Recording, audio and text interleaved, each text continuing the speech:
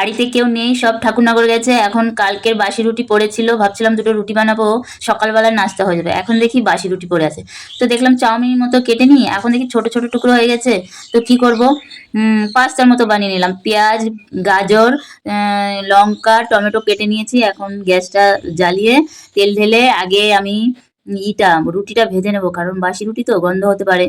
ভেজে নিলে ভালো হয়, কিন্তু আমি তেল দিয়ে ভাজছি। কেউ যদি তোমরা ঘি খাও তাহলে ঘিতে ভেজে নিবে, ঘিতে বেশি ভালো লাগে।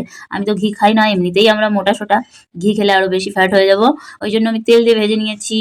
তেল দিয়ে ভাজলে, আর যে জানো না এইভাবে খাবার কি করে তৈরি হয়, তার জন্য আমি রেসিপিটা বানিয়েছি। আমি রান্নার ভিডিও দিই না, কারণ লেট হয়ে যায় অনেকটা। আমার তো গরু ছাগল দেখতে হয়, বাড়ির সংসারে পুরো কাজ করতে হয়, তার জন্য এই রান্নার রেসিপিটা দেওয়া হয় না।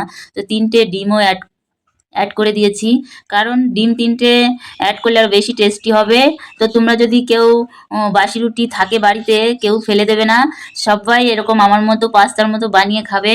ওই জন্য রেসিপিটা তুলে ধরেছি, যে জানো না সে দেখে নাও। খুব টেস্টি হয়। আমি তো আগে কোনো দিন বানাইনি, কিন্তু একদিন নিজের আইডিয়া করে ভাবছিলাম যে পাস্তার মতো বানিয়ে দেখবো। প্রত্যেক দিন রুটিগুলো ফেলে দিই, গরু ছাগলকে দিয়ে দিই, আমি কিন্তু ফেলি না। আমাদের তো গরু ছাগল আছে, আর যাদের ছাগল গরু নেই তারা তো ফেলেই দেয়। তো না ফেলে এইভাবে ভেজে খেয়ে দেখবে। তারপরে আমাকে কমেন্ট করে বলবে যে সত্যিই ভালো না খারাপ। আমার কাছে তো খুব ভালো লাগে। ঘেমে অস্থির হয়ে যাচ্ছি। পেঁয়াজ, টমেটো আগের থেকেই বলে দিয়েছি, সব কেটেছি। আমার কাছে ক্যাপসিকাম নেই, তার জন্য ক্যাপসিকামটা দেওয়া হয়নি। তোমাদের কাছে থাকলে দিয়ে দেবে। আর চিলি সসও নেই, আর তোমার কি বলে, সোয়া সসও নেই।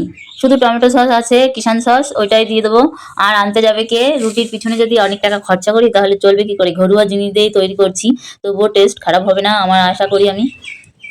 এত গরম পড়েছে না, প্রচুর ঘেমে যাচ্ছি। আমার ঘর বাড়ি ভেঙে চুরে রেখে দিয়েছে, ওই জন্য আমি বারান্দায় চৌকিতে করে গ্যাস রেখে রান্না করছি। কারণ আমার বাড়ি হচ্ছে, ঘর হচ্ছে, রাখার জায়গা নেই কোথাও। এদিকে ওদিকে জিনিসপত্র ছড়িয়ে ছিটিয়ে আছে, কিছু করার নেই। মেয়েদেরই তো, মহিলাদেরই সব মানিয়ে নিতে হয়। তারপরে মশলা আমি কিছুটা ঘরে ছিল সেটা দিয়েছি, ধনের গুঁড়ো, জিরের গুঁড়ো, লঙ্কার গুঁড়ো। তারপরে লাস্টে দিলাম ম্যাগি মশলা, এটা দিলে বেশি টেস্টি হয়। গরম মশলার গুঁড়ো পরে দেবো, কিন্তু এই যে কিষান সসও একটু দিয়ে দিচ্ছি। আমার তো সয়া সস, চিলি সস নেই, ওইটা যদি তোমরা পারো দিয়ে দেবে। এই যে তারপরে মশলাটা কষিয়ে ঢেলে দিলাম রুটিগুলো, ঢেলে দিয়ে নাড়াচাড়া করে এখনই জিভে জল এসে যাচ্ছে আমার। লাস্টে আবারও 1 প্যাকেট ম্যাগি মশলা অ্যাড করে দিলাম। তারপরে একটু লবণ দিয়ে দিলাম, একটু কম হয়েছিল, খেয়ে দেখলাম। তারপরে নামিয়ে নিলাম। গরমে তো খেতে পারছি না, এখন খেয়ে দেখবো কেমন হয়েছে। দারুণ হয়েছে, পাস্তার থেকেও সুন্দর লাগছে। তোমরাও বানিয়ে খেয়ে দেখবে কিন্তু অবশ্যই। একটা রুটি বড় কাটা হয়ে গেছে, চাকুর কাটা তো ওই জন্য একটু বড় ছোট হবেই। দারুণ টেস্ট, তোমরাও কিন্তু ট্রাই করে বানিয়ে খেয়ে দেখবে।